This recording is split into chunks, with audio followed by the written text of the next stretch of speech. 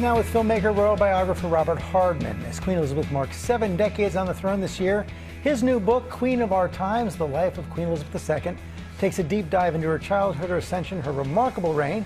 Good morning, Robert. Thanks for joining us this morning. Good morning. So tell us what you discovered about Queen Elizabeth behind the scenes.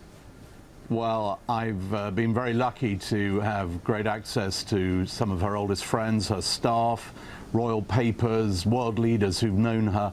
And I think, here is the most famous woman in the world. We all think we know her, but it's been fascinating to see the way that, for example, there's never any sign of panic. When others around her may be panicking or worrying about what to do, she remains incredibly calm. She really enjoys the job. She still enjoys the job. I think there's sometimes a perception we see through films like The Crown and others that it's a tough job and that it's all rather difficult and miserable. But actually, she's absolutely on top of it. Did she always enjoy it?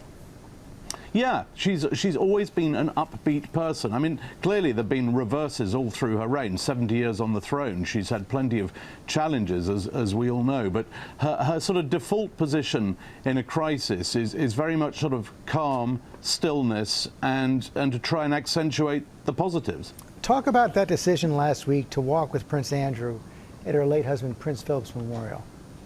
Well, yeah, I mean, that took everybody by surprise, because everyone had thought that really Prince Andrew would be retreating from the public scene forever. But don't forget that her faith has been a very strong part of her life. I think people often overlook the fact that she has this very strong faith, and that comes with a sort of sense of forgiveness. As one of her aides said to me, she adopts a big tent policy about everything. It's a big tent, there's room for all. So I think on a day like that, there was a view that, this is the memorial service for the Duke. He's Prince Andrew's father. On a day like today, he can hold my hand, but I don't think we'll be seeing much more of him. I would imagine the Queen doesn't have the luxury of compartmentalizing. How does she juggle the roles of monarch and mother? Well, she's very good at sort of, if you like, separating the family from the business. I mean, when stuff is business, when it's to do with monarchy, the succession, she can be she's just very strict about that. There are no concessions. But when it's family business, she's a grandmother. I mean, we saw that with Prince Harry when he and Meghan left the royal family not so long ago. On the business side, that's it. You can't be half royal, you can't be half in or half out. But she's still very devoted, particularly to Harry. I mean, she still speaks to him a lot. There's a bond there. So was there ever any break with Harry and Meghan? Well, not personally. I mean, the Queen understood that once they decided to leave, she came up with a great line. Actually, she told one of my interviewees when they said, "Do you think they'll ever come back, ma'am?" She said, "Oh no, they took the dogs." So she knew the direction that was going in.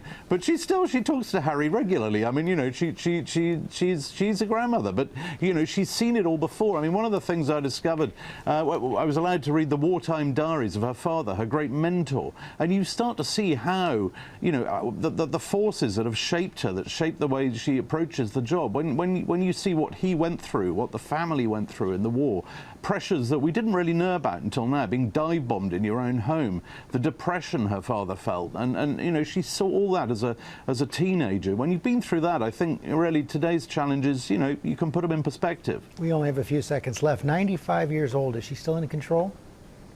She very much is, yeah. She's sort of handing over some of the heavy lifting, if you like, to Prince Charles, the big trips and that sort of thing, but she's still very much head of state. She took an oath before God and her people on her coronation day she was going to serve, and she still is. Robert Hardman, thanks very much. Queen of Our Times, The Life of Queen Elizabeth II is out tomorrow.